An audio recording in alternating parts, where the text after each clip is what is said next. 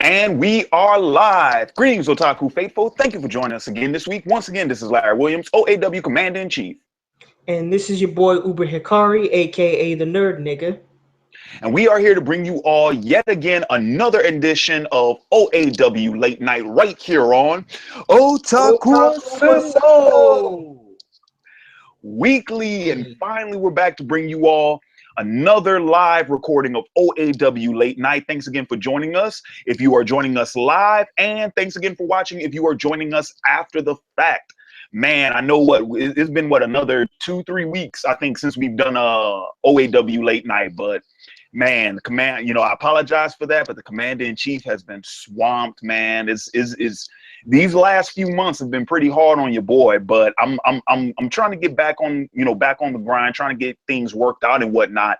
And matter of fact, with that being said, I do want to kick things off with a brief announcement, a brief update for you all. So currently I am working on a new project that does have to do with the OAW YouTube channel. And the first stage of that project is actually a survey that I went ahead and I created on Google. Now, for those of you all watching live, and of course, for those of you all watching this after the fact, if you look into the description box, you will see the link to this survey. Please, please, please take the time out. If you can, fill out the brief survey. It's only like 3 to 4 really short questions, but I'm trying to get some constructive criticism, some feedback from the Otaku faithful, from my viewers, from my subscribers, and it's all the first step into this project that I'm about to undertake in order to improve on the OAW YouTube channel. So once again, for those of you all who have yet to do so, I've already shared the survey on the Facebook page, on the OAW Twitter page, and even on the OAW Google Plus page. But for those of you all who have yet to do so, please find it in the description box below, the link to that OAW Viewer Feedback survey. And I greatly appreciate all your help and all your support, and I look forward to reading some of you all's responses. So with that being said, let's go ahead and let's segue. Let's kick things off. What we're going to do tonight for OAW Late Night, we're just going to go ahead and jump straight into the discussion of the week. Afterwards, we're going to go ahead and tackle this week's Advice Corner. And then after that, I decided we're going to spend like the last, 15 to 20 minutes or so to just casually hang out, do a Q&A, answer some of you all's questions and whatnot. But let's go ahead and let's start things off with our first segment of the evening. And that's going to be this week's discussion of the week. Now, this week's discussion of the week, and as I've been doing the discussion of the week, or at least as I will be doing the discussion of the week moving forward, is that for those of you all who have discussion of the week topics, discussion of the week questions, things that you would like to see us discuss here on the live stream, please feel free, go ahead and submit those to me. Send me a personal email at otakuassemble@gmail.com. We got like, I think, let me see, we got 3 weeks worth of discussion of the weeks that's already been sent to us. So once again, I want to go ahead and send a shout out to the Otaku faithful who have sent us those discussion of the week topics. Keep them coming. Once again, if you have a topic you'd like to see us discuss on the live stream, shoot a personal email to me at otakuassemble@gmail.com. Our first discussion of the week via email comes from one of my viewers, and he writes, "Hello, I just wanted to ask, what do you guys think about David Gabriel's statement about diversity being the cause for failing comic book sales? Do you think quality and legacy are being sacrificed for leftist politics?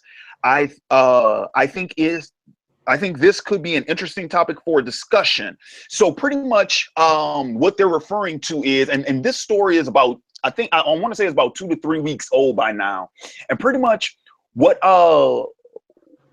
my viewer is asking us to discuss is Marvel Comics came into the news a few weeks ago because their vice president of sales, I believe, made a statement in an interview that he did that said that when he was questioned about the recent drop, or at least it was the drop in sales that Marvel Comics experienced last October, last November, when he was asked about, about the drop in sales, he said that the cause of said drop had to do with the fact that apparently readers, they were not seeking diverse characters, and they didn't want any more diversity in their comics, right? So, okay, I'm trying my best to keep my composure, because I remember when the news first came out, I thought it was the most ridiculous thing I had ever heard. But yeah, so for those of you all, if you haven't heard about the full story, and we actually do have we were supplied with some articles talking about this issue, and I might, and when I go ahead and I release the discussion of the week as a separate video, I might go ahead and link these articles in the description box for that video. But yeah, so according to David Gabriel, he said that when he did talks with some comic book retailers, apparently those comic book retailers reported to him that their patrons made comments and turned their nose up against titles that had female characters, new characters, and characters of different ethnicities. And he said that these retailers told him that when it came to the flagship titles, so when it came to the flagship books, the Marvel Comics mainstays, those were the titles that those patrons wanted. Now, Gabriel said that he did not have any evidence about this at the time, and nor did he have any evidence that this was the cause of their sales drop at the end of last quarter. He said, we don't know whether or not that's true. This is just what he was told, right? And then as soon as this story leaks, and as soon as it's reported on and they see the backlash, he immediately turns around then and he retracts his statement saying that, oh, no, don't get me wrong. I just want to be clear. It's like we have many diverse titles that are selling well, and under no circumstance are we going to cut bait and run and change our plans. It's like, no, we have our plan for the next 6 months, and we have all these exciting titles and all these exciting characters that we can't wait to push out. And yet we're just going to move forward and more or less kind of ignore this hearsay. That's what happened. That's what happened. Okay. That's what happened. So first and foremost, Hikari, how do we feel about these comments being made? There's a lot of things you could say. I suppose one of the things you could say is that, of course, this is a political issue, and that, as Marvel likes to say, we're not involved in politics, which I think is somewhat disingenuous, because I believe in identity politics, and I think that if they were not invested in a certain sort of political vision, that they wouldn't try so hard to make their comics reflect this. On the other hand, you could talk about how this discourse of inclusion or of diversity is always, in some sense, a scapegoat. So when you try to do inclusion or diversity and things don't go well, that's the first thing you blame. Mm-hmm. And so you could look at it this way. My personal perspective is that, I mean, I don't have any evidence that it's the case that Marvel's sales have slumped because of their turn towards diversity and inclusion. But I suspect there is a certain segment of the population that does not want these sorts of stories being told in their comic books. I mean, that must be the case. After all, Donald Trump was elected president. Good point. You know? So, and I believe that this turn away from diversity and inclusion in a segment of the population hasn't just started.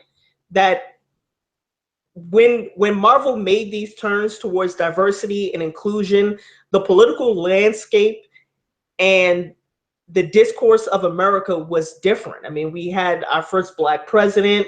For a while, it looked like we were going to have our first female president. And so the landscape was just different. And now that the presidential election turned out to be as acrimonious as it was, and with the rise of political factions like the alt-right and the rise of white nationalism and white supremacy in American politics, it's just made this topic much more prescient and much more complicated in ways that it was not, in a way that wasn't necessarily the case before the presidential campaigns and before the presidential election. And so I can certainly understand Marvel's stance that they don't want to be implicated in these sorts of political maneuverings, but this is, I mean, it sucks to have to say it this way, but that's the price for diversity, and that's the price for inclusion, is that there will always be some blowback. There will always be some pushback against these sorts of ideas. I think that's sad, but that's just necessarily the case. Yeah, I definitely feel you on that one, but I do want to point this out though, because David Gabriel, he even mentioned this, where he said that when he first heard the comments that were being made, he didn't understand where they were coming from, because he's like, we've been doing this for the last 3 years. So he's like, I don't know if these were readers that have been around for the last 3 years, or if they're just jumping on board now. But his whole thing was, he was like, he doesn't understand where the outcry was coming from all of a sudden. Now, granted, let's be real about this. As you had pointed out, the political landscape is quite different now than it was 3 years ago. So that's one thing to take in consideration. The other thing to take in consideration, and I'll get into more detail with this later on in the discussion, is the fact that, no, dude, I think you're just using this very sensitive and very political issue as a scapegoat for what the real reason behind why your sales have dropped. And I'll get into more detail with that later in this discussion, because as soon as I heard that, I'm like, well, no, I can name 5 reasons right now why your sales drop, and it has nothing to do with diversity in your characters. But Well, my understanding is that just the comic book market in general has just been suffering for like at least the last 20 to 30 years, and that's just due to the way that due to the varying ways that we now consume media, especially comic books. I mean, the problem is that the comic book industry has been so set in their ways with the particular market approach and a particular model of selling comic books that now it's just coming back to bite them in the ass. I mean, people don't go into comic book stores and buy comic books like they used to. And so that's part of the reason why they have slumping sales. Another part of the reason is that it's just the business model of the big 2 comic books companies in America, which is DC and Marvel, which is that they have to come up with all these gimmicks to try to increase sales when the underlying problem is the model of the companies themselves. And it's the type of content that they put out, it's the kind of stories that they put out.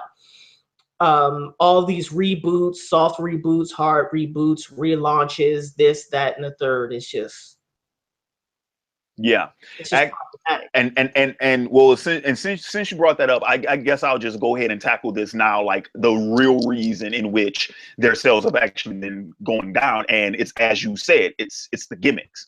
The gimmicks are the reason why they've been why their sales have dropped. Because, well, here's the thing, because I think we've discussed it on the live stream before, how you talk about, you know, the comic book industry has been struggling, you know, for the last 20 years. And that much is true. That hasn't really changed. I mean, hell, last year was the 20th anniversary of the industry crash.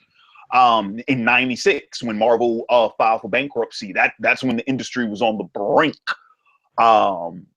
So we're only 21 years removed from that. So for that, on that point, it's like, yeah, the industry has been suffering for that long. But here's the thing, though, pretty much since 2012, sales numbers have actually been better. And they've been increasingly better every year. So yeah, 2012, because that was the year of New 52. So pretty much since New 52, comic book sales have actually been higher each and every year. All right. And even with indie sales, because with the rise of The Walking Dead in popularity, with the rise of Saga and you know, all of these other Morning Glories, all of these other independent books, it's like even the independents have been selling well the last 5 years or so. But here's the thing: no, the real reason why Marvel sales have dropped is because of the gimmicks. Last year we saw a huge, no, because I don't think it started last year. Actually, I think it started even before that. But when Marvel started rehashing, or rather, they started, I don't want to say rehash, but this whole sequel treatment of past events. Dude, it all started with the Secret War. When they decided to go back and redo Secret War, I'm like, why are you redoing Secret War? For what? And then we followed that up. And I mean, and I think there was an event in between. I can't remember which one it was, but then they followed that up last year, Civil War 2, which everybody knew was nothing but a big cash cow on the Civil War film that was coming out during the summer. So that type of stuff, that's the thing that's been turning people away. That's the thing that's been turning people off. It's like, because, dude, look, here's the thing. Because Marvel has had a problem with the whole event issue for a couple of years now. And many comic book readers, many diehard comic book fans, they have said multiple times, it's too many events. There's too many books. It's too much to keep track of. You're shaking up your status quo way too much for any creator. And I'll go ahead and I'll argue on the side of the creator for this one, because you're changing up your status quo so much. You're not giving any of your creators any type of room or any type of space to breathe, to actually take the time out to develop their stories, to tell their stories the way they want to. And guess what? That's what the reader wants. The reader wants to be able to come in, jump in on a story, and actually be able to live in that world for a while before you start sending mandates to the creators like, nope, you gotta cut your story here because we need this book to tie into this next event that we're doing. Dude, yeah, the continuity is too complicated. Right.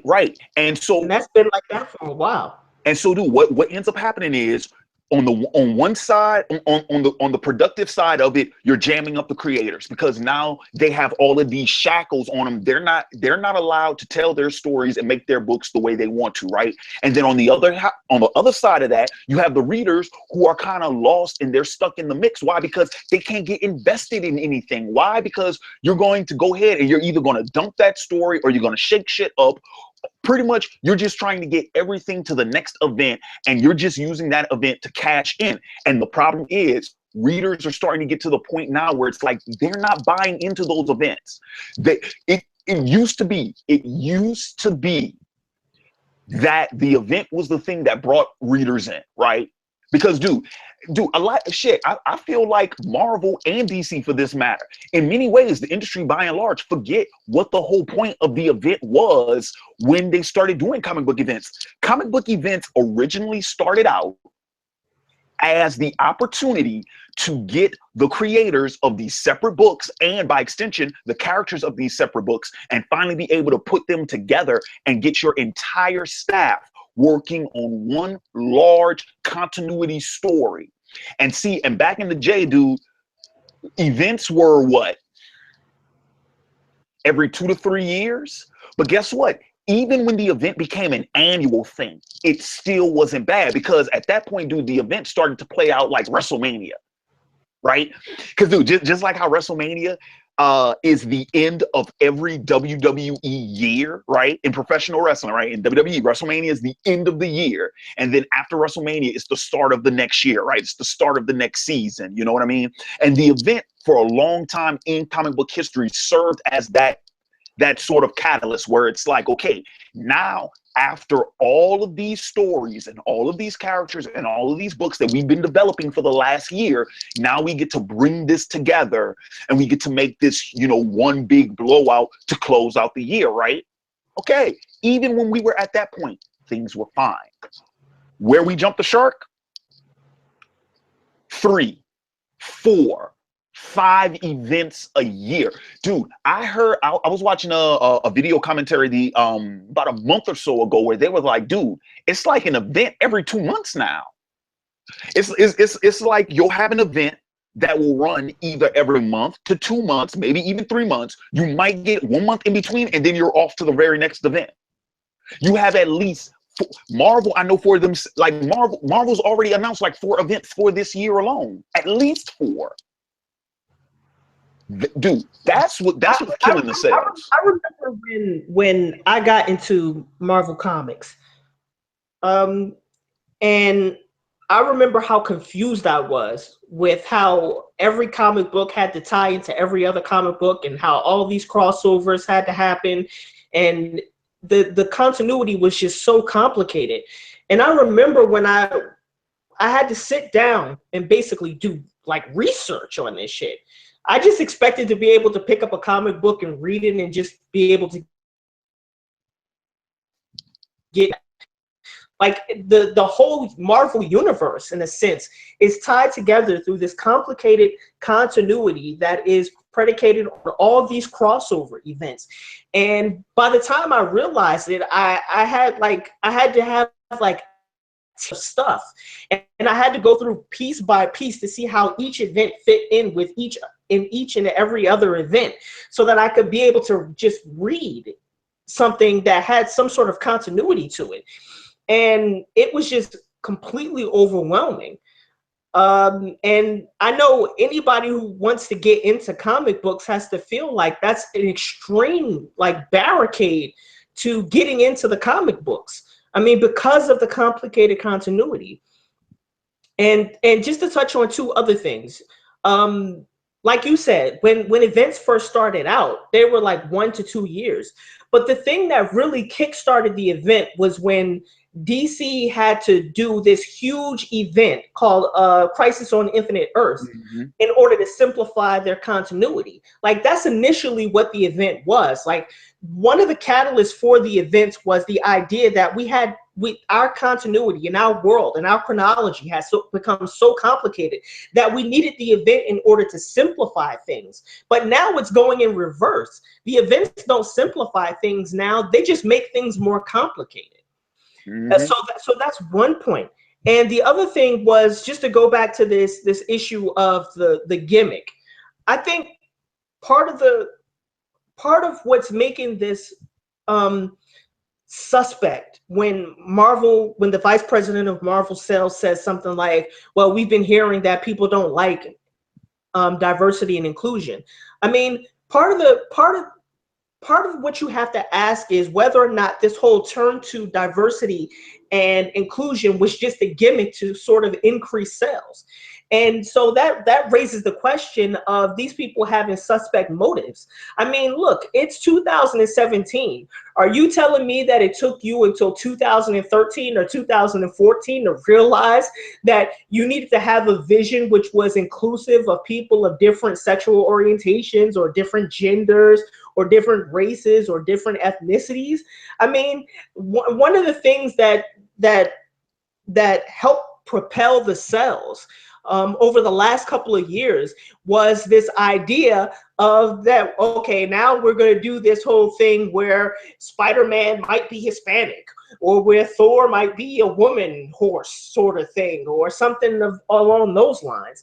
And so you really do have to question the motives of these people who, on one hand, tell you that they're doing this to expand on their vision of diversity and inclusion, and on the other hand say, well, now that the comic book sales aren't what we want them to be, that we might have to turn away from this. And so it raises the question of whether or not they were committed to a vision of inclusivity and diversity at all. Dude, since you brought that up, and this is pretty much like the last main point I have on this, and it has to do with what the intention behind doing that in the first place was. Now, first off, I want to go ahead and I want to preface this by saying, like, first off, shout out to my man Bob Chipman, aka Movie Bob. If you haven't checked him out, please feel free. Check out his channel on YouTube. I mean, he's one of my favorite film reviewers, one of my favorite journalists. I've been following him ever since he was on The Escapist. And you know, and he's doing his own thing now on YouTube. But he has a segment called well, it used to be called The Big Picture, and now it's called dang, what is it?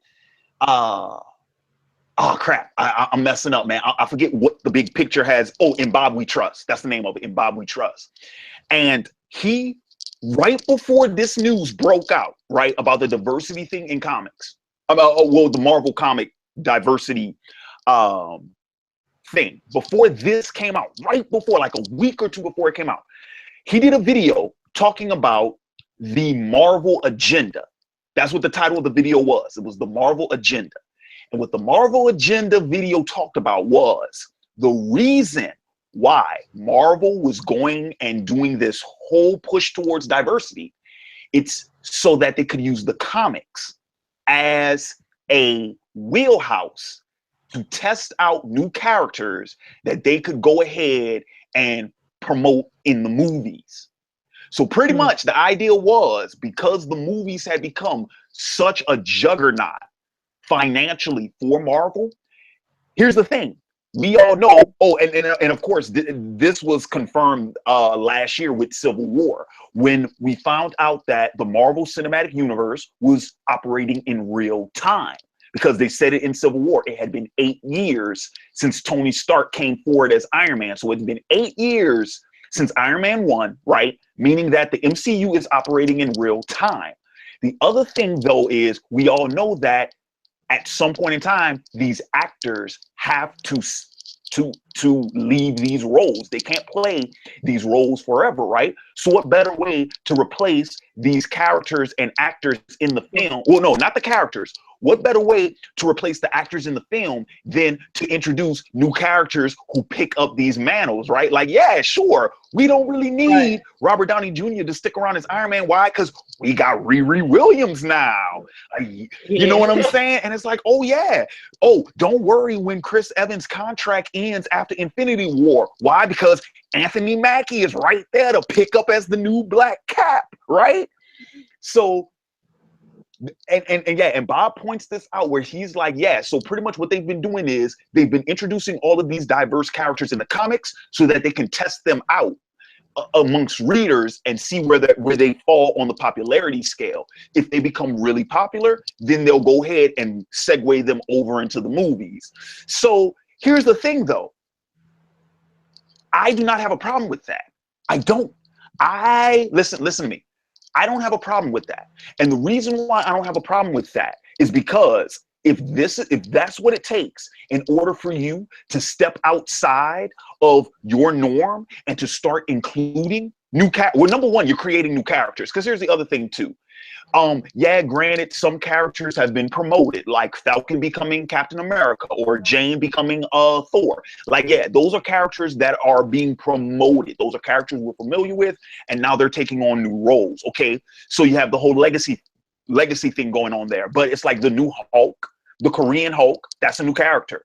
The new Miss Marvel, that's a new character.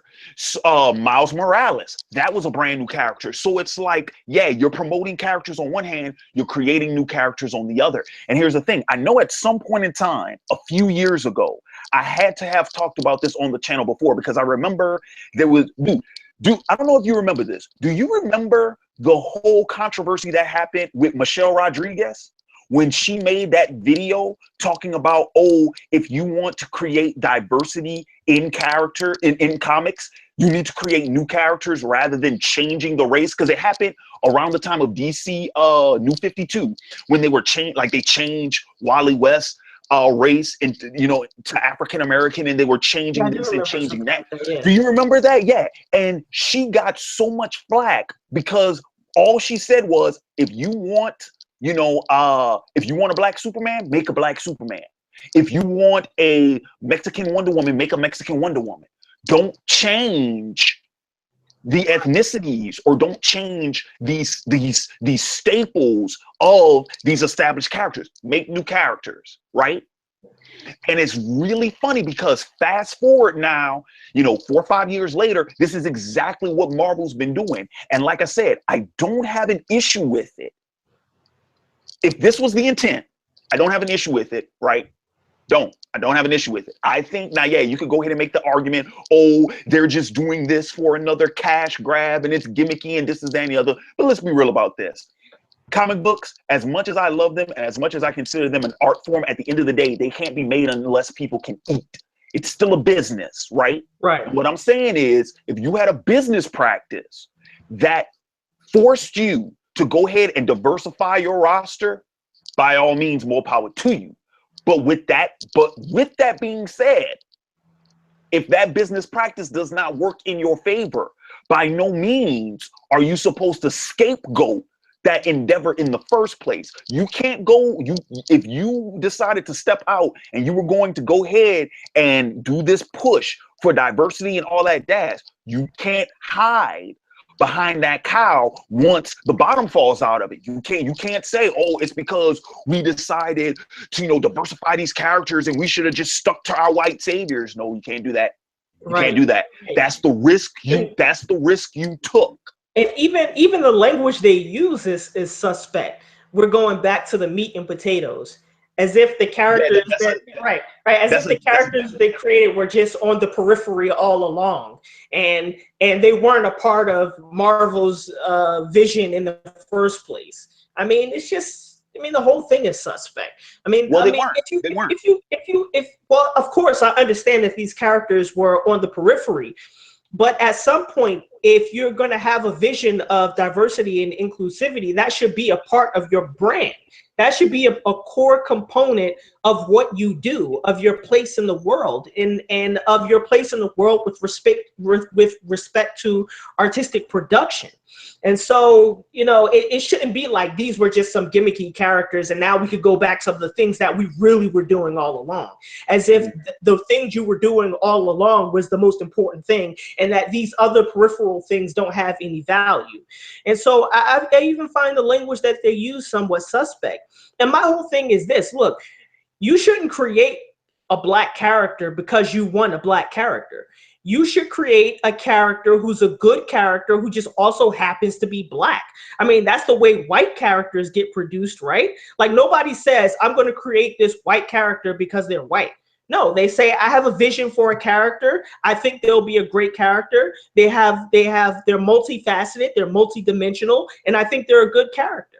And it should be the same way when you create black characters or people of color who are characters, or female characters. That your vision should always be, I want this character to be the best character they can be. And you shouldn't make them black or make them female just because you want to make them black and female.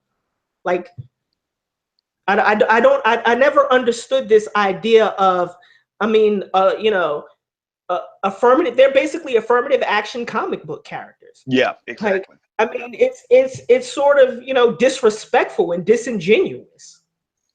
Like, I don't need affirmative action, comic book characters. I need good characters who also happen to look like me and who come from my worldview and who come from my perspective. That's what I want. Exactly.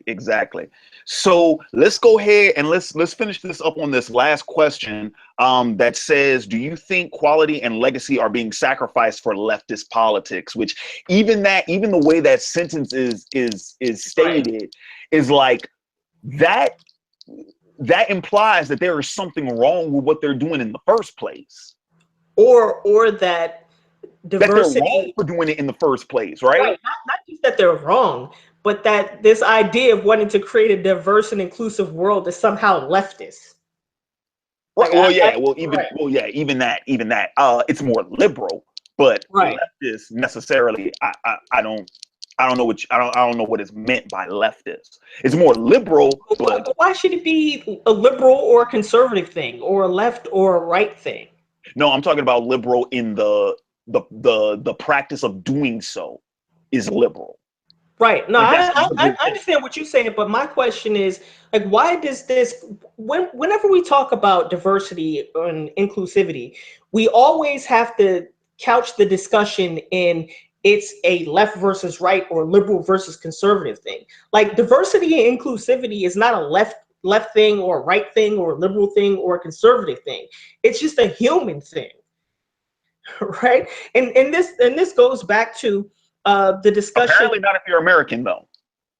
Right, which is the problem with American, which is of course the problem with American politics. But this has been talked about, to death. And it harks back to the transformation and the thinking of certain civil rights leaders like Martin Luther King and Malcolm X, when they said, look, like Malcolm X got to the point where he said, look, this isn't a left thing or a right thing or a liberal thing or a conservative thing or a Democratic thing or a Republican thing. Like at some point, the civil rights of a entire segment of the population has to be the question of human rights itself. And so Mm-hmm. to me, this isn't just a liberal thing or a conservative thing. It's just a thing about humanity. I mean, like, what does it say about an industry that got up until 2013 or 2014 and then all of a sudden said, you know what? I think we need Black characters. Like as if this had never occurred to them before, as if this was just something that they just had to do in order to make people feel welcomed, right? Like you can't just make people feel welcome because you wake up one day and say, oh, I need characters that look like you, so I'm going to create some characters that look like you. Dude, and you know, the thing that makes it so, dude, it's so ironic that not only is it funny, but it's also disappointing. Remember which company we're talking about now, Marvel. And what has been one of Marvel's biggest franchises from jump? X-Men. The premise behind that entire franchise has to do with minorities and indoctrinated people. And it's like the idea of diversity didn't even occur to anyone in the front office. I mean, I know Stan ain't been in that office for a long time, but I mean, damn, man. It occurred to them the same way it occurred to them to make somebody like Luke Cage start off as a blaxploitation character. So yeah, it occurred to them, you know, sweet Christmas, we need some Black characters. Whatever. Yeah, I mean, look, my thing is this, because I remember I had a long discussion with my cousin when this news first came out. Me and him had a long discussion about it, and I was worried about it. Why? Because this guy, David Gabriel, he's the vice president of sales. He's not an editor.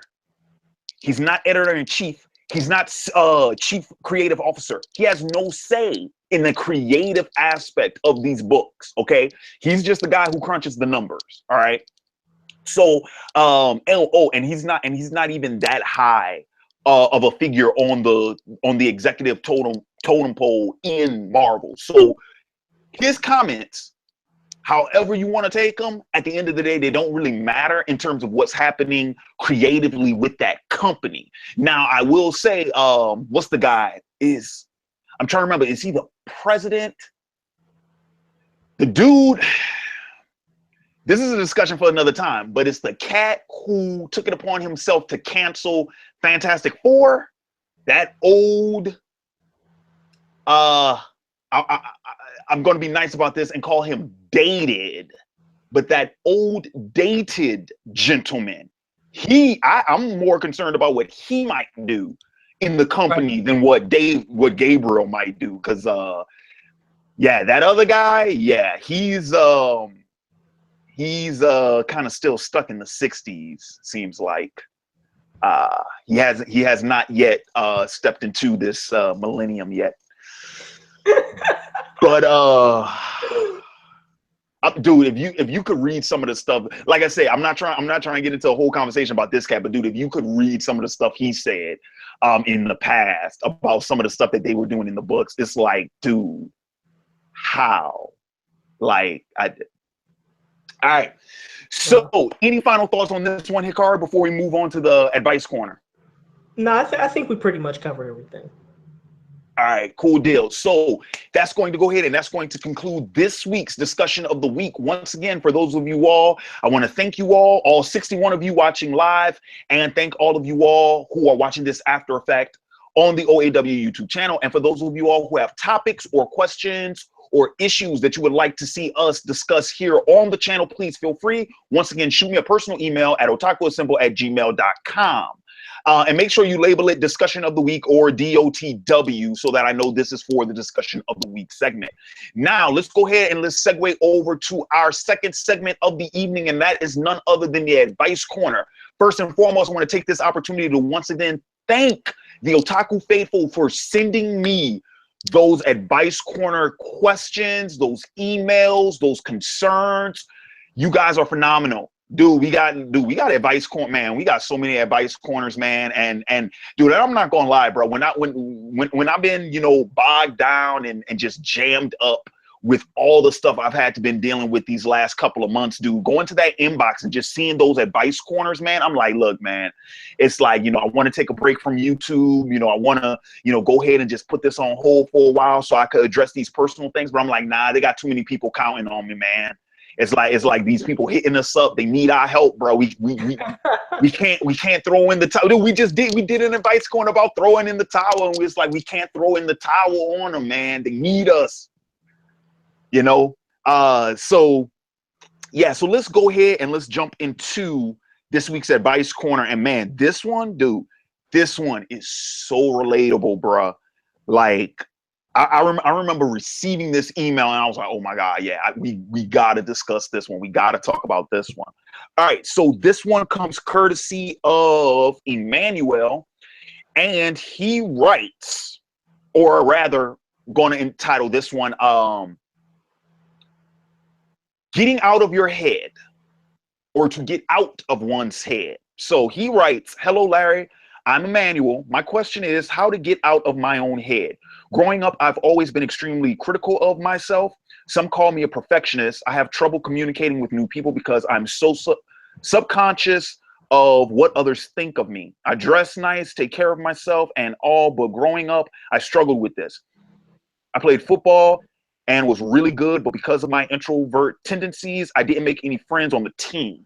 I think these traits make it difficult for me to grow connected to people.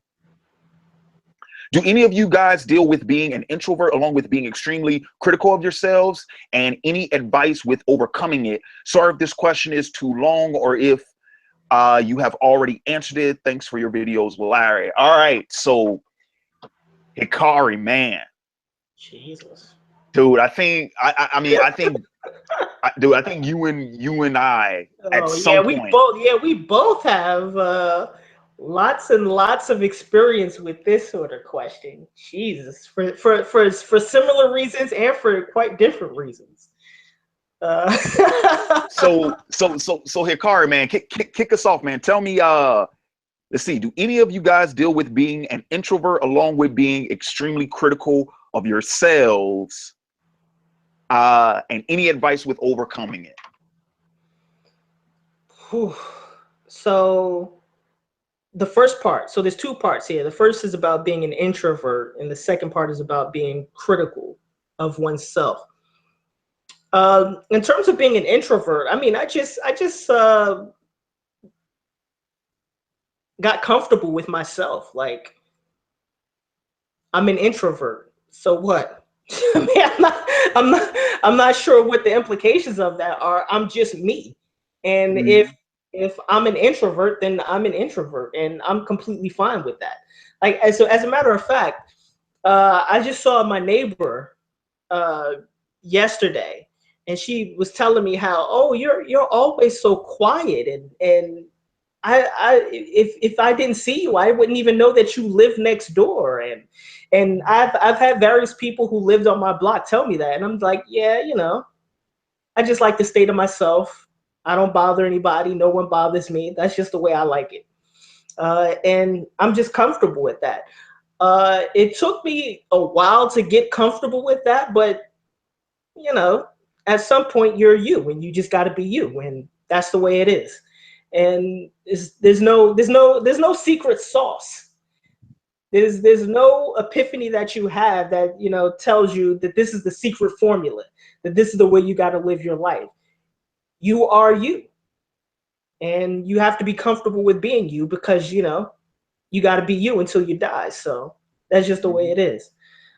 In terms of being critical of myself, oh man, my experience of being critical of myself is somewhat unique, but then again, it's not. Um, it's unique in the sense that what drove my self-doubt and my criticism, and in a lot of ways, my perfectionism, was my mental illness. So I had problems with depression and anxiety and PTSD, and that drove my self-doubt and me being extremely critical of myself.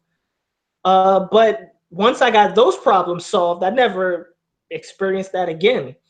I experience anxiety just like anybody else does about an uncertain future or about, certain things, but that's just normal. So I guess from my experience, I guess you would have to do some introspection, some some self-reflection to see what's driving you to be critical of yourself. And once you understand the origins of that impulse to be critical of yourself, then you'll be able to understand and get a grip with how to resolve that issue. I don't obviously know you personally, but that's a question you'll have to ask yourself. Why am I critical of myself? Why do I doubt myself? Especially when there's evidence that you shouldn't have those feelings. Like you said, you were great at football. If you were great at football, then what would make you doubt your own ability, even though all the evidence says that you shouldn't doubt your ability? Then in fact, you should be acclaimed for your ability. And so you have to, in a lot of ways, you have to get inside your head, but it has to be on different terms. Like there's getting inside your head when you're self-doubting and when you're being critical of yourself. And then there's getting inside your head in order to investigate. Like, why do I feel this way? Why do I have these thoughts? Why do I have these beliefs? And to be honest with yourself and to examine critically but not destructively. That's what I would say. To examine critically but not destructively. So that's what I would say, at least initially. Yeah, dude, that's all really good, like really good advice. Some of those points I'm gonna piggyback off of in my response. It's really good stuff there. I would say, with me personally, it's like, well, okay, I'll put it to you like this. With me personally, my introversion was almost inherent because I'm the only boy out of three sisters. Hmm. Three sisters. I'm the only boy. All right, four of us. All right, and I'm the middle kid. So I was the black sheep out the womb, son. I was the black sheep. You know what I mean? I was the one that was not like the others. And because of that, it's, even growing up, it's like, my sisters, I was the one that had my own room. I never shared a room. My sisters, they had they had to share a room, but guess what else? They also had, they got to communicate and they got to hang out and, stay, they had somebody to talk to, stay after bedtime, lights out, close the door, they could stay up and talk about whatever they wanted to talk about. Me, I was on the other side of that wall by my damn self. You know what I'm saying? And, so from an early age, dude, I had to learn to be comfortable being by myself. But the flip side of that, though, on the other side of that was when I discovered, that's when I started drawing. That's when I started writing. And so I started engaging in activities. My natural talent just so happened to demand that I be by myself. Right. It's like, yeah, when I was working on something, I mean, like I said, I mean, dude, like, I've told this story before, but it's like, in terms of like me making comics, I've been making comics since I was a kid. I would sit there, at my desk or at a coffee table or something and, draw my own comics and stuff. I've been doing that since I was like 8, 9 years old. You know what I'm saying? Because I spent so much time by myself, I just acquired habits and hobbies and skills that one can only develop by themselves. Now, yeah, once I started going to school, though, it was a different story.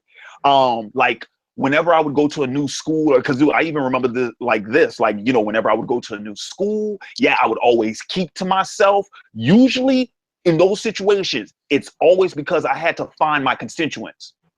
All right.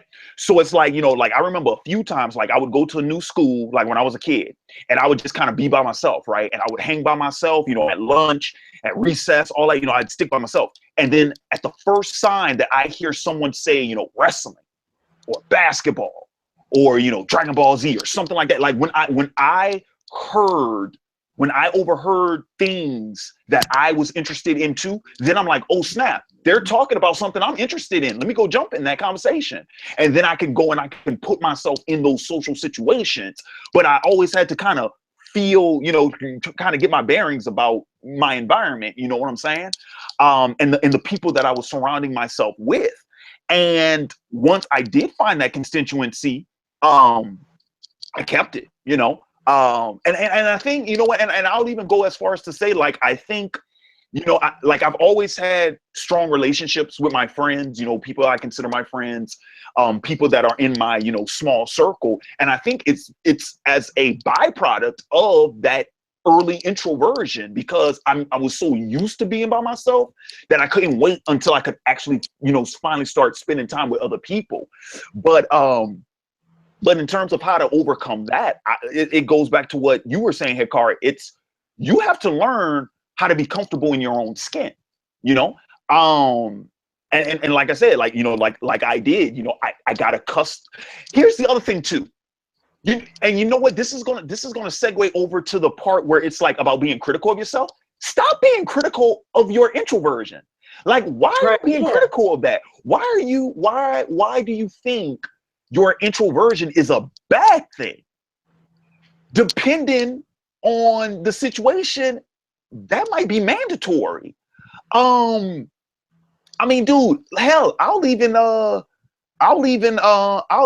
ahead and piggyback off of, you know, the whole thing about the football thing. Dude, do you know what JJ Watt, the left end, the defensive end for the Houston Texans, you know what he does during training camp and during preseason and for the majority of the season?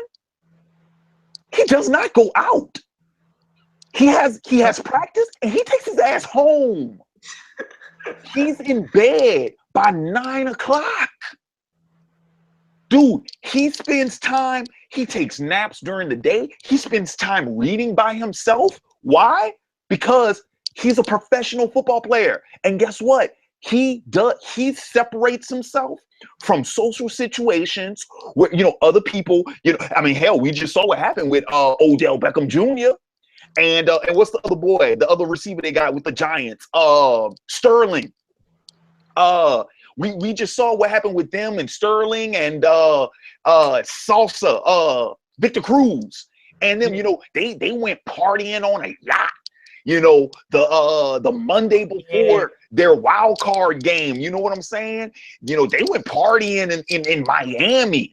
You know what I'm saying? And then took a red eye to New York the next morning for practice. You know what I'm saying? JJ Watt ain't doing nothing like that. JJ, he's like, no, I'm the best defensive end in the game, arguably, because Von Miller might have something to say about that. But prior to Von Miller, JJ was the best in the game, right? And he's like, in order for me to be best in the game, no, I got to take my ass to sleep at 9 o'clock when everyone else is hitting the club or the casino or, you know, doing guest appearances or late night talk shows or whatever. No, 9 o'clock, my ass is in bed. Yeah. So what I'm saying is, dude, it's like there are certain situations where your introversion is actually your strength, where it actually works to your benefit. Under no circumstance should you demonize yourself for either wanting. Because here's the other thing too. It's one thing to find yourself spending a lot of time alone. It's another thing for actually wanting it and then turning around and beating yourself up for it. Don't do that. Don't ever do that to yourself. I think the most important distinction that I learned about my introversion was there's a difference between being alone and being lonely. Like I'm almost always alone. Like I'm basically just in my house by myself, basically all day long. And I like it that way. Like that's just the way I prefer it.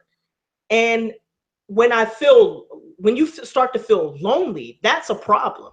Like loneliness is linked to uh, behavioral health and mental health. Like when you start feeling like you're isolated from people and you want to be connected with people, then that's a problem. But just being by yourself, just being alone is not a problem in and of itself. Like I'm alone basically all the time, but my time is spent doing the things I like to do: reading, writing, watching the TV shows I want to watch, doing the things I want to do. And that basically, requires that I be by myself. Like you can't read with other people. Like if you like reading, then that's an activity that by its very nature is going to isolate you from other people, simply because when you're reading, you're just focused on reading. Or when you write, you're just focused on writing.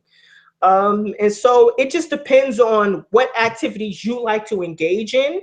So those could be the things that keep you by yourself. And it's also about your disposition. Like if you just have a natural disposition to be by yourself, then that's totally fine. And I think part of the problem is that in our culture, extroversion is valued more than introversion. And people who are by themselves tend to be looked at as, creeps. They're a little creepy, or maybe they're awkward, or something along those lines. And so what happens is people who are introverted tend to think that there's something wrong with them. And it's nothing wrong with being introverted. Like I said, there's a difference between being alone and being lonely. And it's a very, very important distinction to make. There's a difference between being by yourself and being by yourself and feeling like you're isolated from other people and feeling like you want to be connected with other people, but you just can't connect with other people, or you just never have the opportunity to be connected with other people. So there's a difference between being alone and not wanting to be alone, and feeling lonely, feeling isolated because you're alone. And for me, I had to learn that distinction, and I had to realize, like, it's okay to be by myself. Like, truth be told, like, I just don't like other people.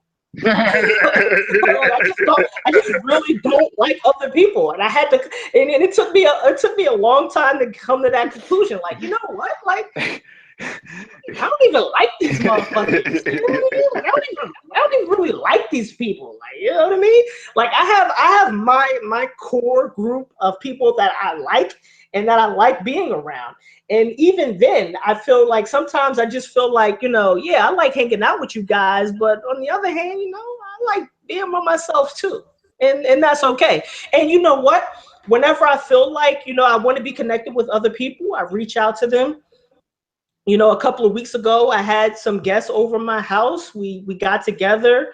One of my friends is a chef. She cooked us a nice meal, and we just hung out together and watched, comedy specials at my house. And it's okay to feel like that. But I know, like, at some point there's gonna be a moment where I'm hanging out with other people, and I'm gonna be like, okay, this is enough. Like, I've hung out with these people. I like you. You're my friends, but that's enough. And it's okay. Yeah. It's okay to set those type of boundaries. Yeah, I would say like in term like you said, there's a difference between being alone, being lonely. It's like I can remember, like my senior year in high school. Like, dude, my senior year in high school, and I'm pretty sure I think I shared this. I know I've shared this on the channel before, but like, dude, my senior year of high school, when all of my friends were like going out on the weekends and hanging out and stuff like that, dude, I spent every Saturday at my dad's house working on my damn manga. Every Saturday from noon to 8. And then depending on what happened after 8 o'clock, sometimes I got up from that coffee table, sometimes I didn't. Dude, I remember this one night my dad actually had to tell me to stop working because there was, dude, what used to be my break, like, this is the end of the night, clock out, was when Naruto came on at 8 o'clock. One Saturday, they were like, oh no, we're going to do a Naruto marathon, but we're going to rerun some old episodes. I'm like, well, I've already seen those, so I just stayed working. And then 10:30 rolled around, and my pops was like, Larry, you were there before I went to work, and you've been there after I came back from work, like you good. Right. Like, and I'm like, nah, I'm just getting it in. I'm getting it in. You know what I'm saying? It's like, yeah, I was alone at the house that whole day, dude. I can remember even like 2 years before that, like, dude, like the summer before my junior year, like, dude, I used to go to my dad's on the weekend and I would beat up by my damn self. Because my dad was always either out working or running errands or something, dude. I beat up by myself and I would fucking love it. Like, I got the whole house to myself. Dude, I would love it. But dude, at no point in time did I ever feel lonely. You know what I'm saying? Because I'm like, nah, it's like I got stuff to occupy my time. And then here's the other thing too. Even like my homeboys back then, it was just a phone call away. Right. It's like if I felt like talking to somebody, I just hop on the phone. Yo, man, what you doing? Okay. You know, that was it. Now, I will say this, though. I will say this. There have been multiple times, though, where I have actually experienced loneliness. And the craziest part about this is, like, I'm talking about when I've been surrounded by people. Yeah, I felt that too. Yeah. Yeah, and see, usually when that happens, there's something else going on. You know what I'm saying? There's something else going on. Whether it's a mental thing or it's an emotional thing, I have found that often when that has happened, it's because I am feeling some lack of constituency. Like maybe I feel like I don't fit in with the group that I'm with, or you know, I could be with some people and we're having a conversation about something that I'm just not familiar with, and I'm like the outside person in on the conversation, and so I'll just kind of feel kind of like ostracized. You know what I mean? Yeah. But you know, but if you ever run across those situations where it's like, you know, you constantly find yourself in those types of situations, like even if it's with family members or something like that, where, you know, you're surrounded by people but constantly being lonely, then at that point, you know, you should probably seek some type of treatment for it, you know, whether it be you know, loneliness is not healthy. Like being alone is fine, but loneliness itself that's not healthy. I mean, we're humans. We're social creatures. We need to feel connected to other people. But here's the important thing. It's not just that we need to feel connected with other people, but we need to feel connected with other people on our terms. Mm-hmm. Like it can't be like you're forced into something. That's not healthy either. So there's a flip side of the coin.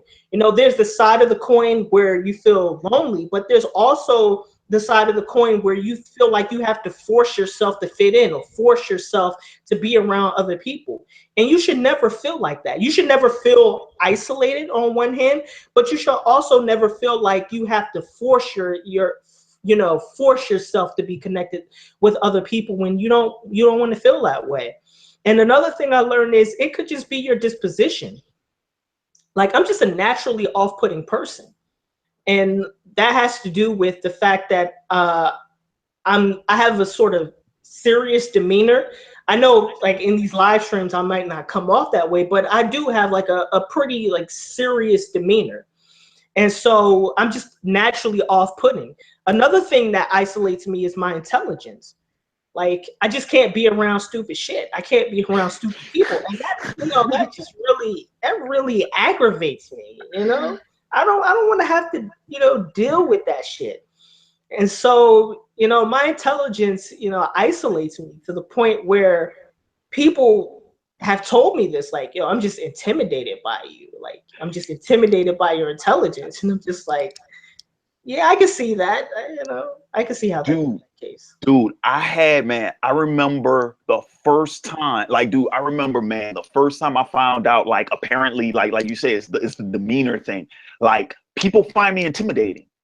And dude, let me tell you this. It was when I was still in school, around the time when I started up OAW, was when somebody had told me this, because they were trying to like give me advice on how to deal with this other person. And it was like, oh, don't do this or don't do that because you come across as intimidating to that person.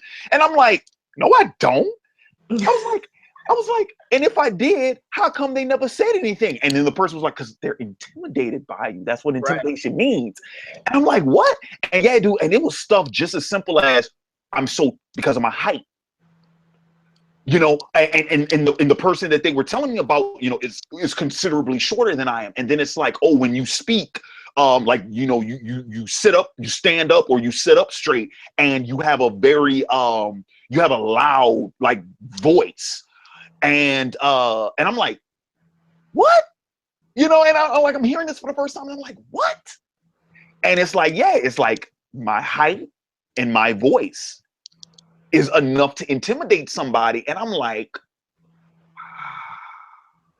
Yeah. you know, so stuff like that. I'm like, oh, and then even other stuff. Like I remember one of my friends was talking about like we were having a conversation and they were like, oh, I didn't think you'd want to talk to me or something. And I'm like, why would you say that? And it was like, oh, because you know, first time I met you, you were hauling ass down the hall. And I'm like, I naturally walk fast. And it's like, yeah, you know, like the way you walk, because you walk with purpose and you're very intentional with how you walk, like it makes it difficult for people to approach you because you're always on the go, on the go, on the go, on the go. And you don't seem like you have time for casual delays. And I'm like, wow. Like you see what I'm saying? Like stuff like that.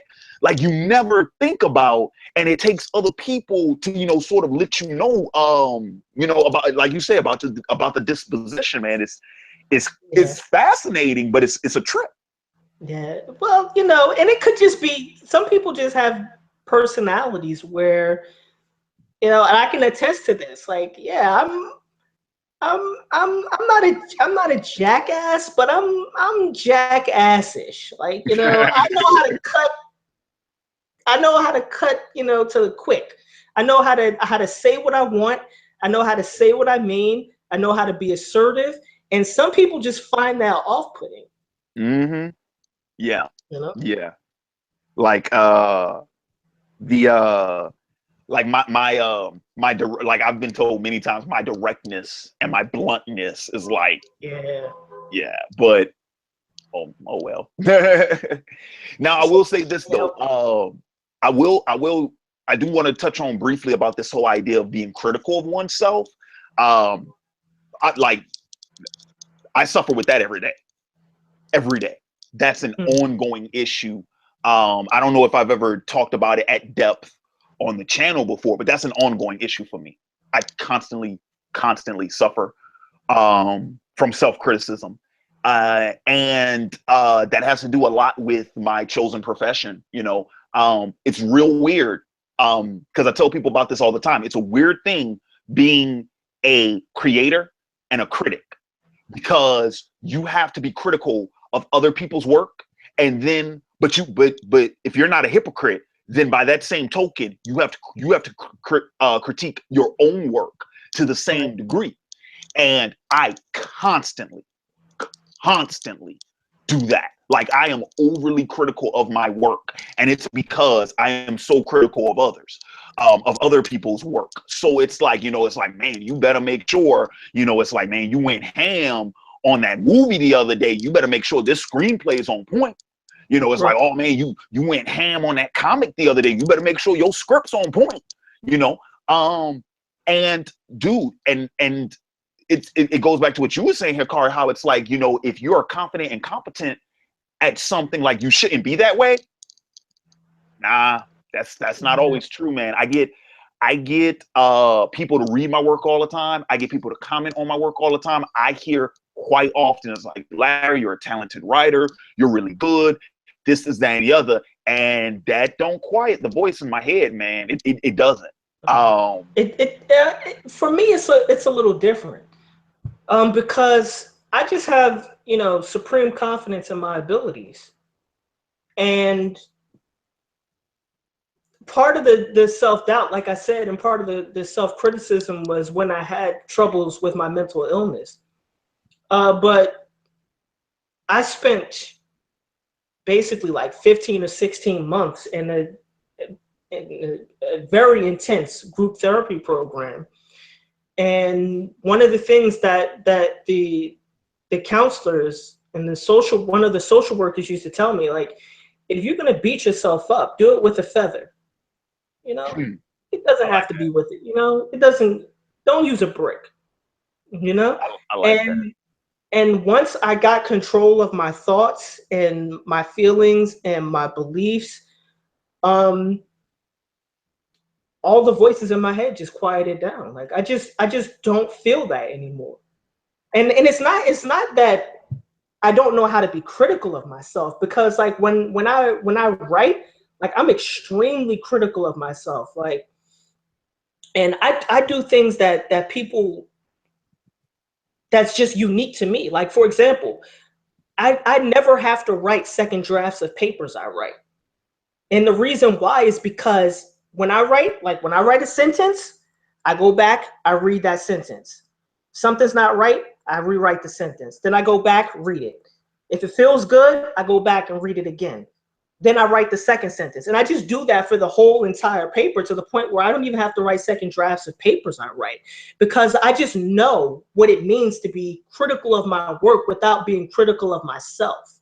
And Yeah. so if I have confidence in my competence and I have confidence in my abilities, then I know how to do this.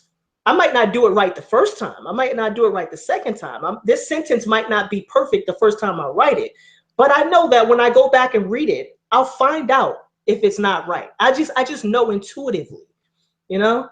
And so I just had to separate criticism from uh, the work that I do from the person that I am. And once I was able to make that distinction, then I'm just fine, you know. And of course, sometimes I go through this, you know, just like any other person, where I doubt myself, where I'm critical of myself. But now I know how to, you know, take a step back, calm down, and just say it'll be all right. And that's the way I operate now, you know. Yeah, dude. I know. Yeah, that, like I remember one of the the biggest, or I guess most rewarding sort of feelings that I had in terms of like self-confidence and self-competency. The graphic novel I'm writing right now, right? Like a few years ago, I went back and I reread the first three issues, right? The first three chapters of that graphic novel.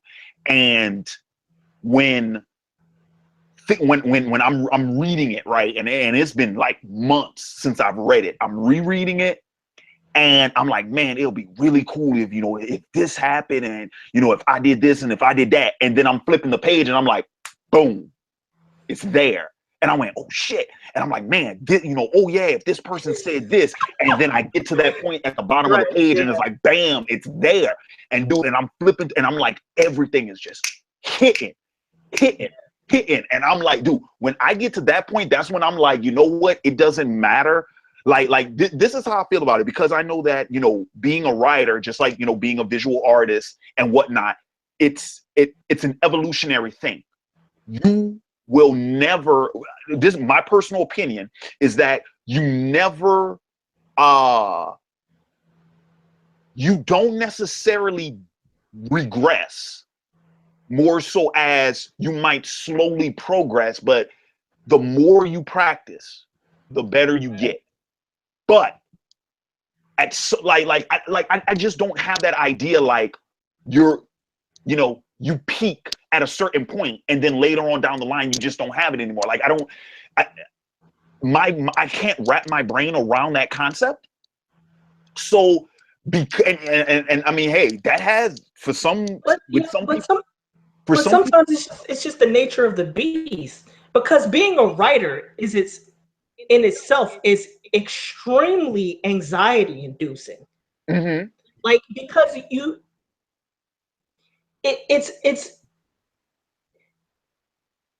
it's on one hand it's amazing that humans have the capacity to translate their thoughts and emotions into this iconography we call writing. And so on one hand, it's amazing. It's a miracle. Every time you speak spontaneously, it's a miracle. I mean, because something is happening in your brain where you're able to produce language, and you're doing it spontaneously. You don't even think about it when you do it. So on one hand, it's a miracle. On the other hand, being a writer is extremely anxiety inducing because you're always, rattling around in your own head, inside your own thoughts, and it's recursive. So that when you speak or when you write, you have to think about what you wrote or what you said or what you were thinking. And so it's a cycle that just always turns back on itself. And so it's an incredibly anxiety inducing phenomenon. And one of the things I had to realize was that, look, sometimes it's okay to be good enough. Right. And I know people like this in college. People who were like, one time I had this friend in college who was like studying for a test right before he had to take the test. I'm like, why are you doing that? And he was like, you don't do that? Like, hell no, I don't do that. I master the material, and then when I reach a certain level of proficiency, I put it down because I know I studied it. I know the material. And so if you are always inducing anxiety in yourself, trying to make sure that you've perfected this or that you've mastered this, you will run yourself crazy. Like that's the beginning of insanity for me. And so for me, like, I got to a point where I had to say, like, look, this is good enough. Like, there's a difference between a paper that you're writing for a 100 level course and a 400 level course. Like, and you know this, like you've had, you've taken 100 level courses. At some point you're like, look, this shit is good enough. That's good enough for an A in this class. Yep. And dude, yeah. And that's like, that's pretty much like when I went back and I reread those scripts, like, when everything kind of fell into place how I thought it should at that moment in time, I'm like, you know what? It no longer matters what anybody else. It's like, once I get this thing published, it's not going to matter what they say about it, because this is as good as I can make it as a writer that I am at this moment in time. Right. Now, in 5 years, when I'm a better writer, then the conversation is completely irrelevant, because it's like, I didn't write it 5 years from now. I wrote it then, and that was as good as I could make it then, Right. So yeah, that's like, at that point, then it's like, what I think don't even, like, that's it. It's done. It's like, if I think it's as good as I can get it at that point in time, right? No need for the peanut gallery. At some point, the work has to be finished, right? Right, exactly. That's exactly my point. So now how about this though? So pretty much, hang on, let me check this real quick, because all right, so yeah, the final part of the question is, any advice on how to overcome this, right? Now I think we've chimed in on, things that you shouldn't do, things you should do, you shouldn't do, but like, do you have any final thoughts on pretty much like how to overcome this issue? The first step is always to find out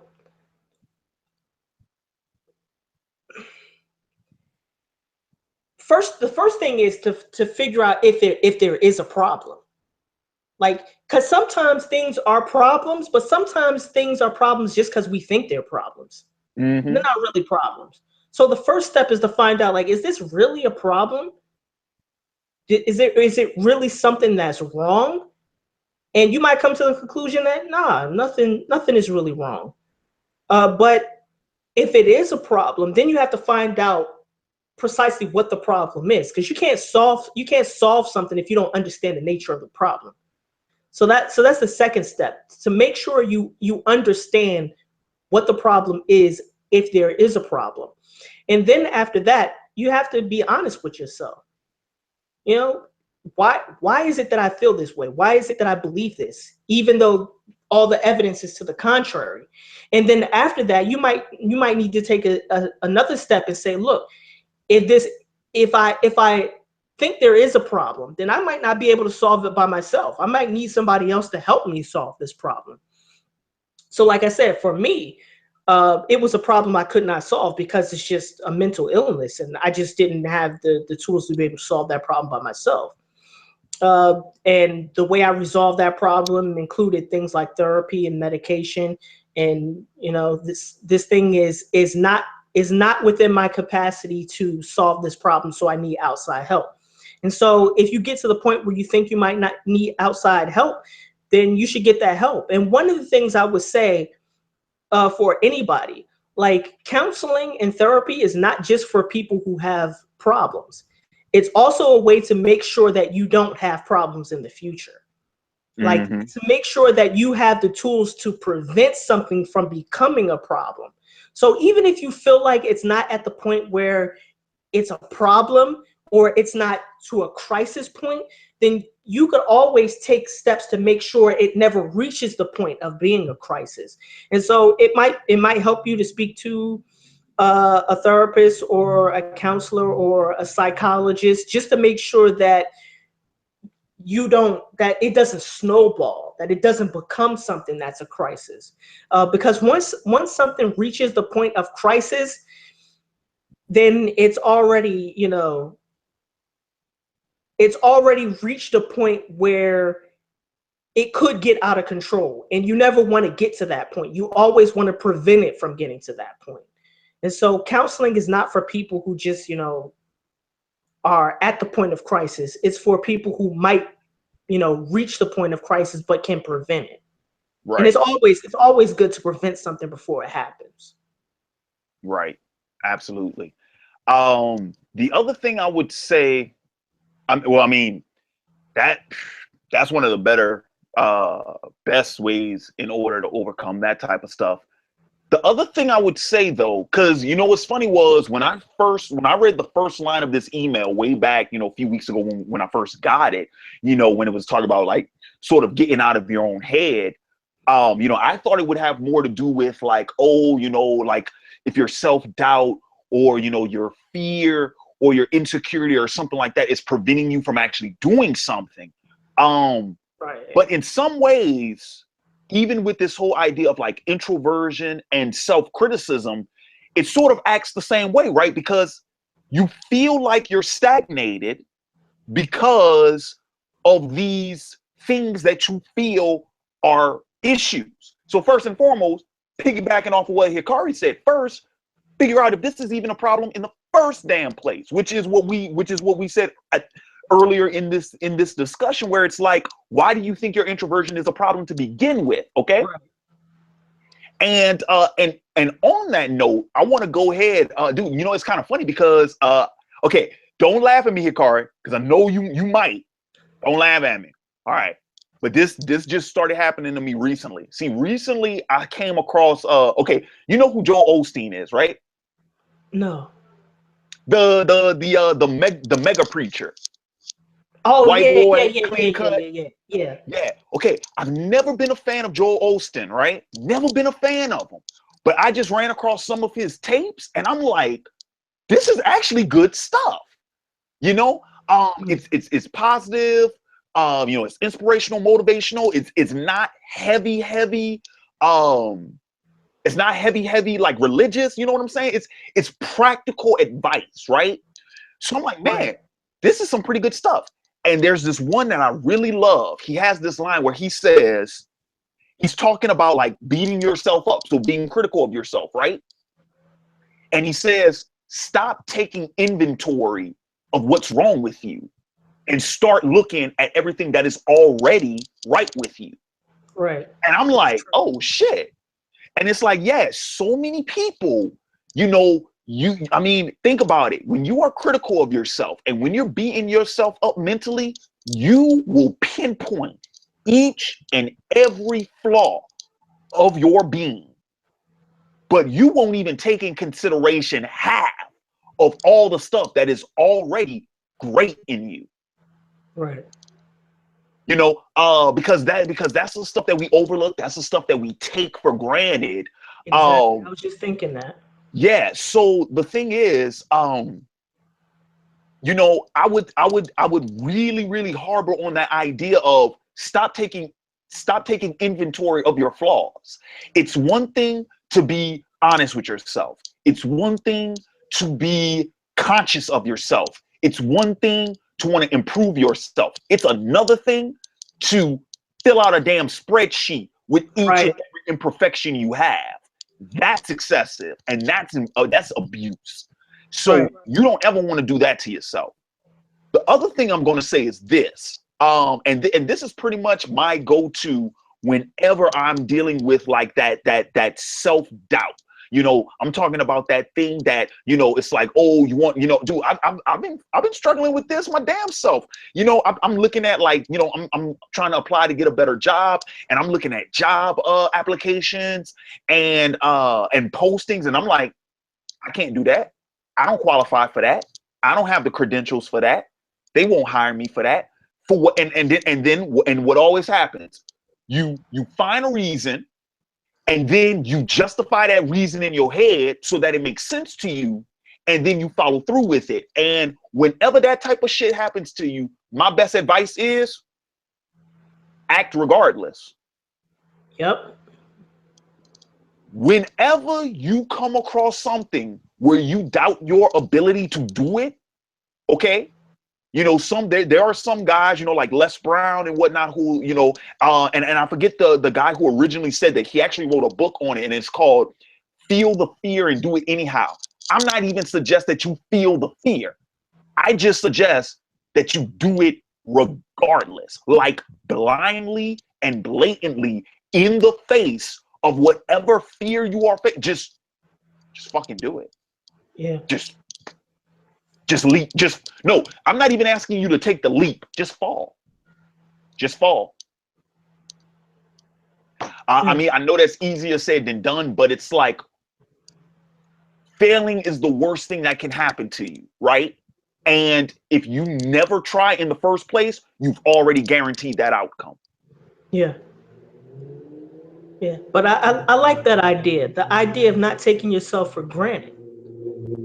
Like, there's so many good things about ourselves that we just take for granted. Like, we don't even realize it until someone else comes up to us and says, you know, you're really good at this, or I like the way you did this, or I like the way you said that. And we just take ourselves for granted entirely too much. Like, don't take yourself for granted. Right on, right on. So, all right. So, any final thoughts on this one, Hikari? No, I think we covered it. All right, cool deal. Once again, I want to go ahead and send a huge shout out to Emmanuel for the Advice Corner email. And for those of you all who, if you have any questions, issues, concerns, any problems that you need advice on, and you think we can actually help you out with it, anything within reason, please feel free, shoot that to me and a personal email, titled Advice Corner. Send that to me at otakuassemble@gmail.com. Once again, I want to go ahead and take this time to thank all 65 of our live viewers and anybody watching this after the fact. Once again, thank you all so much for tuning in. So finally, our last segment of the evening, and I'm going to say for about the next 10 to 15 minutes, we're just going to go ahead and chill. I guess we can call this the OAW Late Night After Party. We're just going to hang out. We're going to kick back. We're just going to chill. We're just going to be casual. We'll answer some of you guys' questions. So please feel free to start dropping those in the comments right now if you haven't already done so. And yeah, let's you know, just hang out, kick back, chill, man. It's Saturday. Yeah. All right, let me check out the chat, see what we got going on.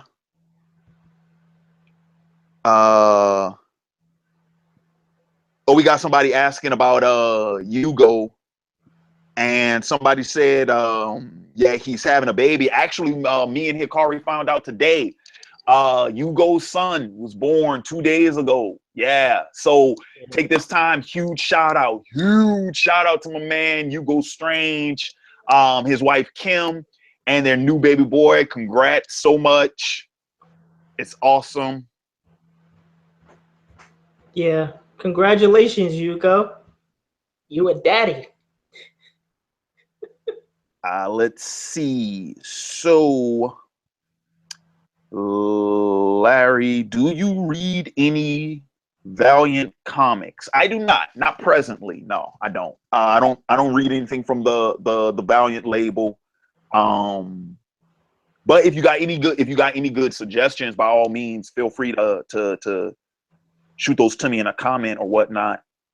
Let's see. Should Fox give Fantastic Four to Marvel Studio? Absolutely, they should. They probably will. I think at this point in time, I think it's just a matter of time before that happens. They don't have. Wait. Oh yeah, they just did that terrible Fantastic Four movie. Yeah, Jesus. fan forced it. Jesus. But I have noticed some things about Marvel though. Uh, they sometimes they have too much comic relief in their movies, and it cuts the tension a little bit too much for my taste. I prefer a little bit more realism. I know I'm probably way late on this, but I was watching the Doctor Strange movie. Finally got around to watching that, and the movie cut the tension too much. Some Yeah, of those comedic elements just cut the tension of a movie too much. yeah, no, I agree with that. There were some things where I'm like, yeah, like, dude. Okay, now, granted, I mean, I have several. There were a few things I found wrong with the climax of that film, and just the way in which Dormammu was portrayed. Mainly, that was my biggest problem with it. But like the whole infinite loop and how it actually became comical. I'm like, Right. this is Dormammu. This should not be funny. Um, and even dude, and you know what? The other thing too, like even with Guardians, like the dance off in the middle of the fight with Ronan, and he's like, "What are you doing?" Like, dude, it took like 3 watches before that actually became funny to me. Because at first I was just kind of like, "What the hell is he doing?" Like, Yeah. it's the climax of the movie, and you dancing, and it took like 3 tries, three viewings before I was actually like, "Nah, dude, that shit actually is pretty funny." The Ronan's reaction, he's like, "What are you doing?" Oh man. Let me see. There was. Will you guys discuss latest Samurai Jack episodes? So I'm actually I haven't watched it, so well. Okay, so the thing, like I still gotta watch the episode from last week, and then of course, new episodes getting ready to come on in like 15 minutes or so. So I am actually trying to I'm still trying to decide whether or not if I want to, review the series. Like, I'm still trying to figure out how I want to review that series. I do want to discuss it in further detail at some point in time in the future, but I'm still trying to figure out if I want to do that as episode by episode or, how we did like that first review where it's those 3 episodes. Like, I was like, okay, do I want to do like a group of episodes at a time? Because once again, like, I think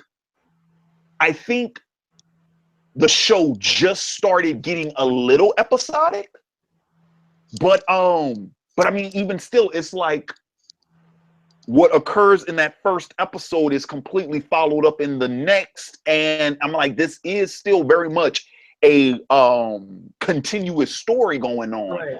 So I'm still trying to figure out exactly how I'm going to review that season. Do we know how many episodes there are supposed to be? I think 12. That's how much is in. It's either 12 or 13. That's how much is in every season, right? I don't remember. But if it's like 12 or 13, then we're like what, halfway through? Yeah. So yeah, so that's why it's like I don't know if I'll try to review it as it's continuing or if I'll just wait till the season concludes and then just do a review of it then. It's going to be 10. 10. Okay, so we're already past the halfway point. Yeah, we're like at 6 or 7, right? Yeah, no, episode 6 is airing tonight. Okay. Yeah. All right. Let's see. Are you going to review Vikings season 5? Yeah, I am. I do need to get back on Vikings. For those of you all curious about that, I have been keeping up with it. I've been keeping up with it. I'm all caught up. I just wasn't able to do the reviews for it this past season. Well, the second half of this past season. Hey, Larry and Uber. Thanks for taking my dance question. Appreciate the advice. Okay, yeah, I just talked about the Samurai Jack video. Uber and Larry, character analysis on Miriam. How you pronounce old boy's name from Hunter x Hunter? I just call him Marion. Miriam? Mariam. Yeah, from Hunter x Hunter. Character analysis. Okay, so get this. Right now, I just finished the Netero fight. Just finished it. Oh boy! The last episode I saw was when old boy came, when he regenerated, and now he's on his way back to that castle. So, which I'm like, dude, some way somehow y'all get him to stop. You can't beat him. You can't. No one can beat him. So I'm like, some way somehow they're gonna get him. He's going to stand down. Okay. But there's no way they're gonna beat him. So yeah, wait till you see how it ends. Yeah, I know they can't beat him. So I'm like, unless his, and I had to do, I even like, I was like, well, maybe the royal guard turns on him, but I'm like, but I highly doubt even they could beat him, especially after the way he was resurrected. Like he's umpteen times stronger than them now. I'm like, it's crazy, dude. But he's a great character. I mean, jeez. All right, let's see. Have you read Saga? I have not, but I am actually in the process of acquiring the first two books, not issues. I'm talking about the book 1 and 2, the hardcover volumes, because I think book 2 is getting ready. Like it's coming out. It's coming out this week. It's coming out on the 2nd, I believe. Yeah, book 2 is coming out this week, or well, next week, because today is Saturday. So this upcoming week, book 2 is coming out. So I'm actually in the process of buying the first 2 hardback volumes. Finally. At Otaku Symbol, what are your thoughts on Dragon Ball Super? I mean, I've mentioned Dragon Ball Super on the channel before. I'm not a fan. I haven't watched it, so I'm not a fan. But like I said, I'm cool with it because so far as I'm concerned, like this isn't my Dragon Ball. This is for the new generation. This is their Dragon Ball series. So it's not the same. It's just actually, I don't even remember what it's about. I know it's some kind of tournament. Yeah, I mean that's pretty much like the big storyline that it's been, the big story arc it's been building up to with the first few ones, is this intergalactic tournament thing. But like I said, dude, all of this is just regurgitation, you know. Yeah. We've done tournaments to death. The Black Goku story arc was probably the most original thing that I've heard that came out of Super. But even with that, I'm like, I didn't care for Future Trunks to be brought back into the series. But like I said, dude, it's like it's not for me. I do not believe that I am the intended audience for that series. So that's why I'm not really offended, or I'm not even ticked off that it doesn't appeal to me. You know, because I don't think I'm who the series is meant for, you know? It's the same, dude, it's like the same thing that happened with my whole thing of like when Supergirl, when the Supergirl series came out, and I just fell off of it. I'm like, I wasn't the target audience. So, you know, it didn't really bother me or offend me that, you know, that the series wasn't able to hold my interest, because I'm not who the series was intended for in the first place.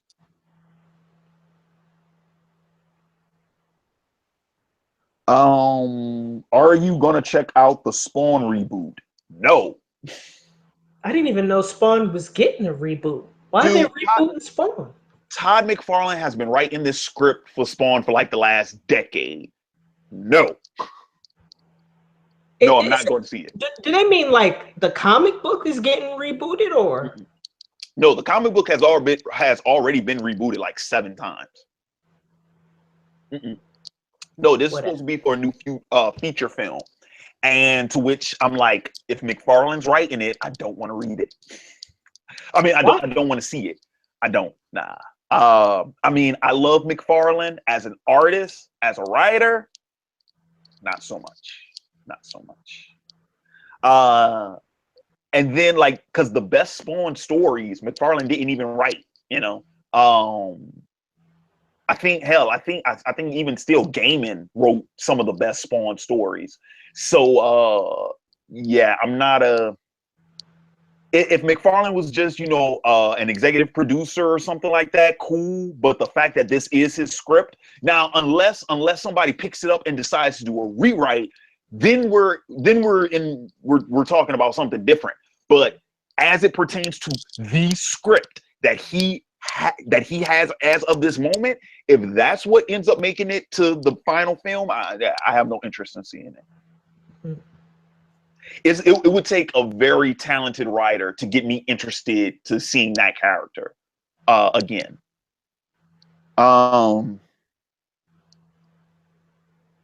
If it's a after party, where the bottles at? I got one right here.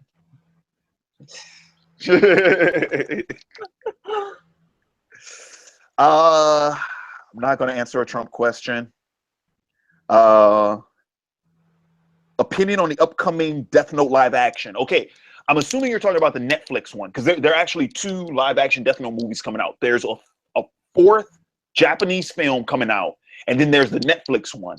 The 4th Japanese one, I didn't ask for it. I found out about it on a whim. I didn't even know it was being made. Me neither. Just I've know. seen the trailer for it. I'm not that interested in it. The Netflix one, on the other hand, I am curious to see how it does. I'm kind of interested. Looks awkward.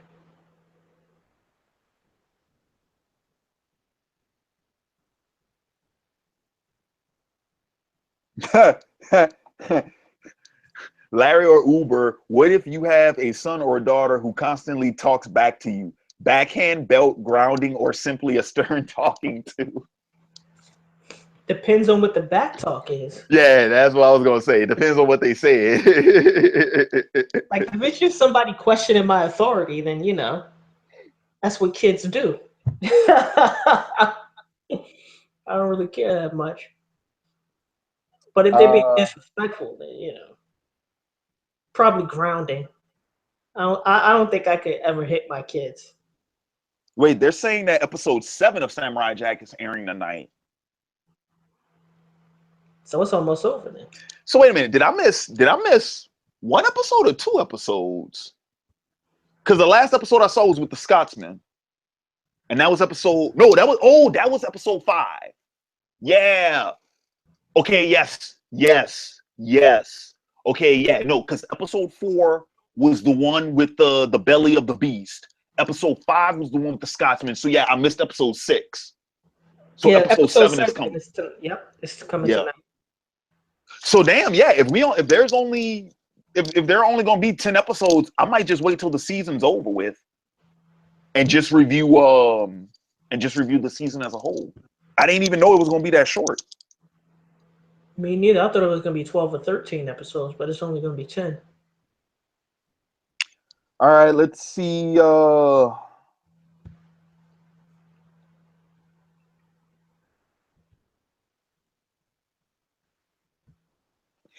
Do you still play video games, and have you ever thought about making a gaming channel? I don't keep look. Okay, here's the yes, I do still play video games, but most of the video games I do play are old. The last new video game I bought was Pokemon Sun, and that came out in November.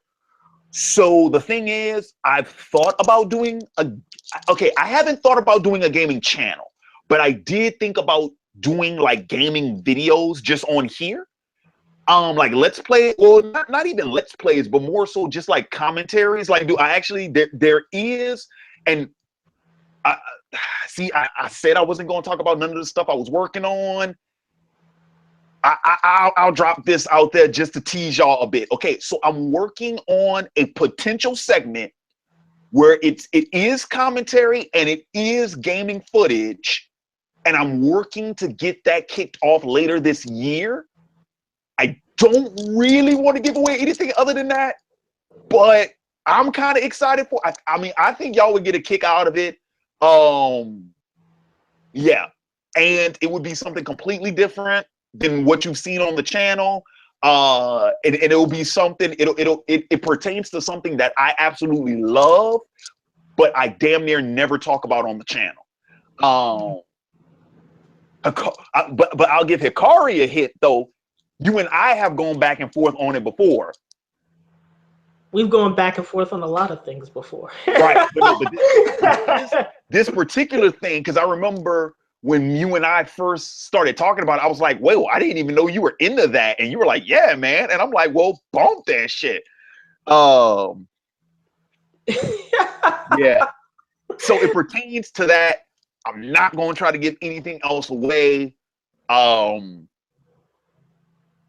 But yeah, you could. So what I'm saying is you could potentially see video game material on this channel. And I'm kind of working on that right now. All right, let's see.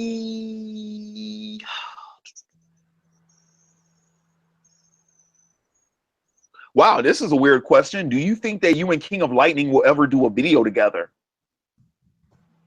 Why wouldn't we?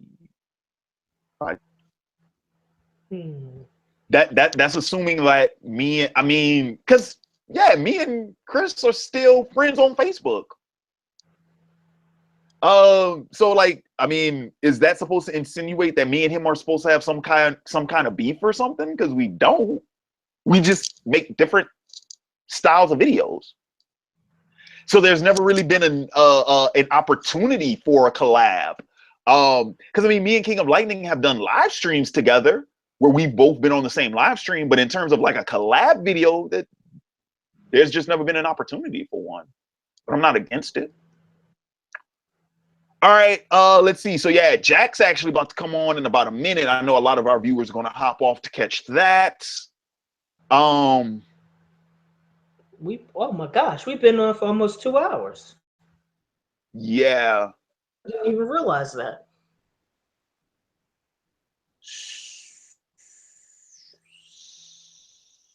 Somebody say review Empire. I am not touching that show. Oh no. Dude, let me tell you something. I was watching Empire for like the first 2 seasons, and then it just got way too soap opera for me. And I'm like, nah, I gotta put this down. Always a soap opera. But it was bearable at first. But man, when that 2nd season ended, I'm like, nah, man, this is like some Young and the Restless level stuff. I'm like, nah, I can't. The first season, okay, somebody asked me, is Empire bad? The first season was good. I thought the first season was actually good. It fell off for me halfway through season 2 was when it fell off. All right, last final question. What are your thoughts on the movie Get Out? Best film I've seen this year. It was phenomenal. And actually, I'm kind of ticked off that I didn't do a formal review of it on the channel. I might actually, I'm thinking about, because I think it's getting ready to come out on Blu-ray and DVD like next month in May. So I might go ahead and review it when it comes out on Blu-ray and DVD. I haven't even seen it. I didn't even get a chance to see it. I got to do I also have to do a review for Logan. I'll probably do a review for Logan too when it's released on home media, because both those films were like phenomenal and I didn't get a chance to talk about them. Yeah, all right. Great. Hang on, let me check something real quick. My Samurai Jack episode better be recording. Okay, it is recording. All right, I'm good.